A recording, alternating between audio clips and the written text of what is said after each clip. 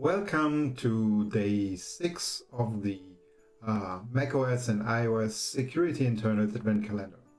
Today we will just have a look at what SIP is on the higher level and how we basically can deal with it to turn it off. So first of all, SIP, or System Integrity Protection, is something that was first announced or introduced as a feature called rootless. Because of the name, a lot of people thought, oh, wait a second, did Apple just remove the root user? And everybody was like really annoyed by that idea. But then when the feature was actually released, we quickly found out that rootless does not mean a system without a root user. It's more like a root user that can do less than normally. And the irony is here that when this was released, there was already a part in the XGNU kernel source code that already dealt with this feature rootless before it was officially released. So even in Yosemite, there were references to this rootless. Anyway, when they released it finally, they rebranded it as SIP, which is the System Integrity Protection. So the idea behind SIP, as defined by Apple numerous times, for example in their development conference, they say that a normal root user is too dangerous. Because often on most macOS systems, the user is basically the admin, so their own password is the only barrier to become root. And let's be honest, most people have bad passwords, so on the average user system, becoming root is therefore not that hard. And also the other problem is, even if you are not root and you don't know the password, it is just a simple privilege escalation on the Unix level that is required to basically compromise the whole system. And that doesn't even need to be a memory corruption. It can be some logical problem like with sweet root binaries and stuff like that. So there's many ways how you potentially get root. And the idea was now to find a way to contain the root user in a way so that even if you can compromise the root user, you don't end up with a completely compromised system. And therefore, the idea is to just lock down the system from the root user. And that's what SIP basically is. In many ways, this is basically implemented as additional checks throughout the whole system. And in a way, the majority of features of SIP is basically based on the previously existing sandbox feature. They basically put the whole system into a sandbox that is, you can say it's the whole system is basically in a sandbox. So the SIP by default comes with a ton of restrictions on the system. Like, for example, it controls that you cannot just load kernel extensions. Of course, kernel extensions also need to be digitally signed these days, but even if you have digitally signed kernel extensions, you need more information. You need like user interaction these days and passwords and stuff like that to be able to actually load kernel extensions. So then, if you want to debug certain application, that's not possible under SIP. The restricted applications from Apple, they will not allow you to get debugged if SIP is activated. Furthermore, when SIP is activated, you cannot use a kernel debugger. You also cannot just blindly change the content of the file system anymore. Certain areas are basically locked down from modification unless SIP is deactivated. Dtrace is also basically restricted when SIP is activated, and of course, the whole NVRAM, any kind of modification of the NVRAM, is also something that is protected by SIP. And here the reason for that is mostly that zip itself is configured via NVRAM variables, and if you would allow anybody to just like modify the NVRAM, you would be able to bypass zip. There's a ton of other restrictions that may be controllable by zip, some in kernel land, some in user land. For example, launchd will also honor zip, and it has basically a whitelist of files of launch services that you can disable while zip is running. All the others are basically not allowed to be terminated or stopped and so on. So that's what zip also does. So if you want to get rid of certain launch daemons, you can only do that when zip is deactivated. So the controlling of zip happens via this command line tool that is called CSRUtil. It's not possible to use this, however, for modification if you are in a normal booted system. Only in a recovery booted system you will be able to actually manipulate the status of zip. So you can ask for the status of zip while in a normal booted system, but anything like clear, disable or enable will not work. Furthermore, there's a number of undocumented parameters to this CSRUtil that allows you to basically enable only a part of zip. Namely, you can enable zip but without certain key features. For example, you can say enable CSRUtil but without the file system protection or without the debug protection, so that you can still more debug stuff even though the rest of zip is activated. This is still, I believe, completely undocumented by Apple, and it's basically something that is deprecated and might go away, but it's actually quite useful because normally every hardcore user of the system will have to actually disable zip, because zip has so many restrictions that will just hinder a normal power user. So it's quite handy to be actually able to just disable certain features but leave on other features. So as I said already, internally zip is configured via NVRAM variables.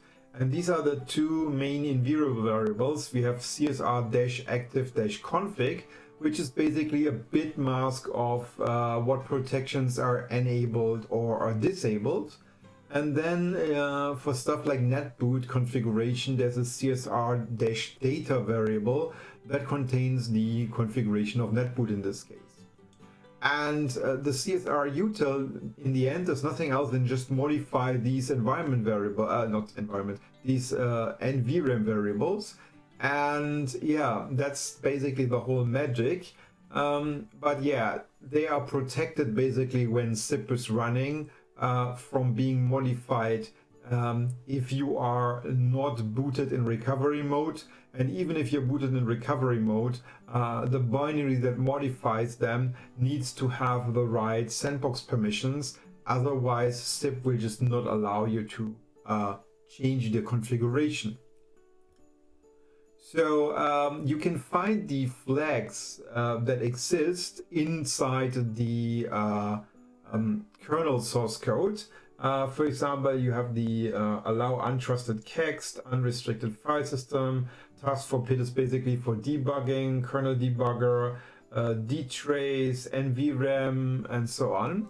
And that's basically the same flags that you would set inside the environment variable to an NVRAM variable that will basically activate or deactivate certain features. As you can see here, the disable value will write 77 hex into this variable, and if you then disable certain features, you will see it changes the value here basically. So as I said earlier, things like launchd also support zip. So there must be a way for userland apps to determine if its zip is activated or not. And for that, there's actually a system call that is called CSRCTL that was introduced into XGNU. And with that, you can basically ask the system for the current active configuration, and this will then basically reveal what features of SIP are activated or if it's deactivated completely. To make this a lot easier, there's actually also a library function called CSR_check that can be used for determining the status of SIP from a userland application. So if you see this cross-referenced from some tool, then you know that this tool behaves differently when SIP is activated or if it's deactivated. Last but not least, let's have a short thing here about the file system protection. So, as I said earlier, the file system's integrity is protected under SIP. This is actually maybe one of the most useful features of SIP, because it protects basically certain key areas from being accidentally destroyed. And this is maybe the number one reason why on recent macOS systems it's a lot harder for an end user to accidentally make their system unbootable. So that's, in my point of view, the most famous or most favorite feature of SIP. But of course, for a power user, it can also be a problem if they cannot just modify files at will. So the idea here is that there's a file on the file system that configures what areas should be protected in what way, and this file is called system library sandbox rootless.conf. And inside this file you can see that there's certain areas that are protected, for example the bin directory, the sbin directory, the user directory, and a lot of other stuff that is basically protected from being modified when SIP is activated. And that means basically when SIP is activated, only certain applications can write to these. And these are applications that have usually like something like an installer entitlement. And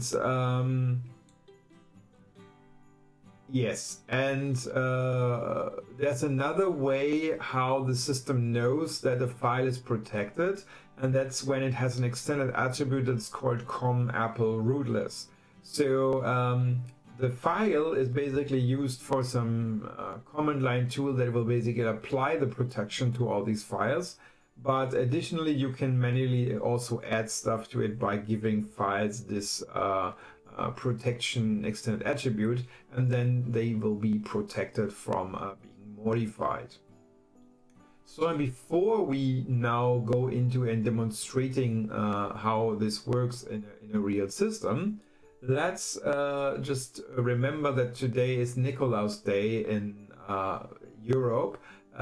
We are basically celebrating Saint Nicholas today, and for that I have hidden 3 Amazon gift vouchers inside this presentation somewhere.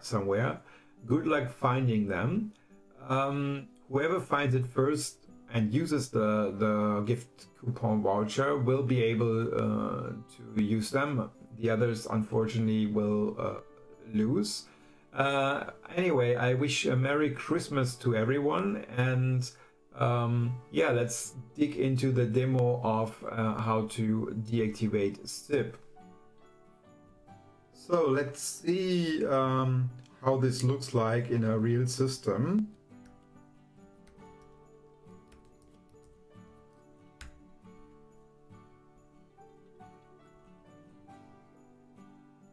So we have a macOS here, and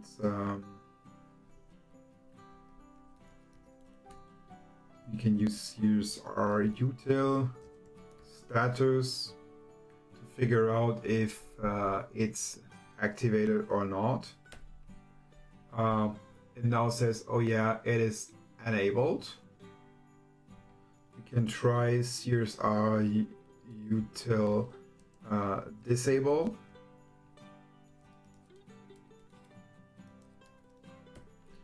and it will tell us, oh, we cannot do this because this is not recovery OS. So in this case, we can now try to run sudo nvram bootargs equals whatever.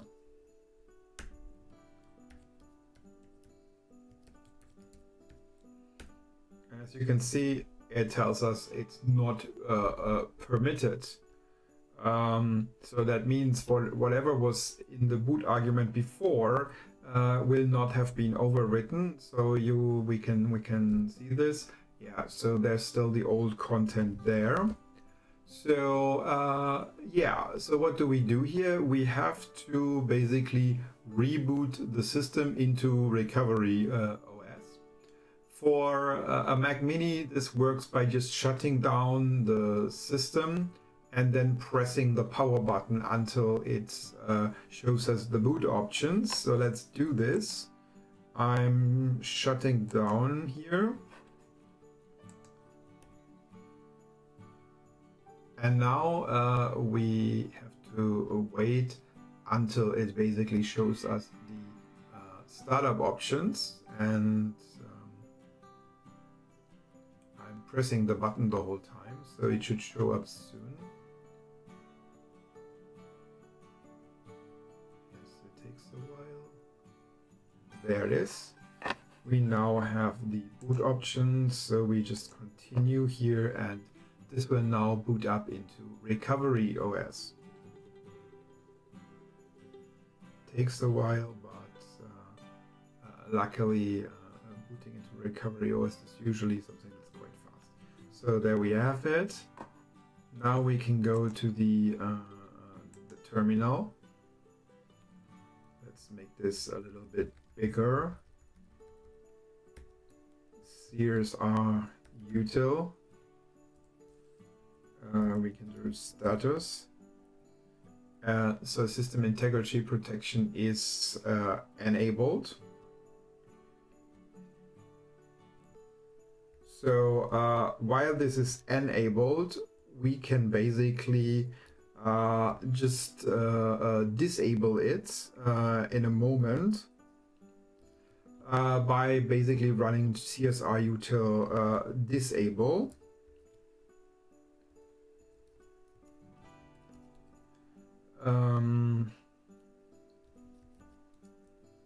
Well, whatever. So we can use csrutil disable. Now it asks us if we want to allow booting unsigned operating systems. This is something newer. Yeah, we want a full control over the system, so we just say yes here. So it wants to have our password again. We give it the password, and now it should work. It will now tell us that we need to reboot the system in order for having csrutil disabled.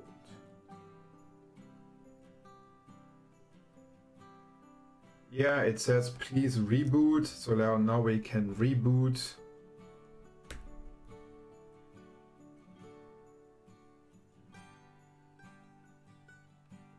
And this again will take a moment. But the sound was already there, so now it just takes a while. Okay, we are there. Luckily that's quite fast on a newer system, and yeah.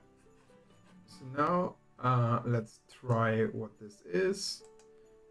Clear.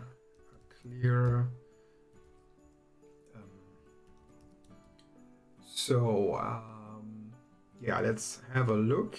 Here's our util status. So now zip is deactivated. So now we can do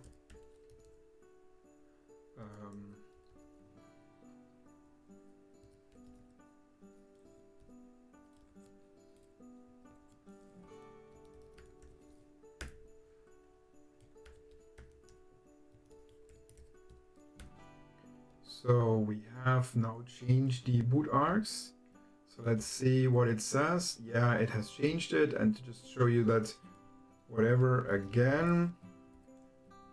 So this now works, which previously didn't work because zip was activated. Okay, this is enough for the demo for today. So I wish you a productive day and see you tomorrow for the door 7 of the Advent calendar.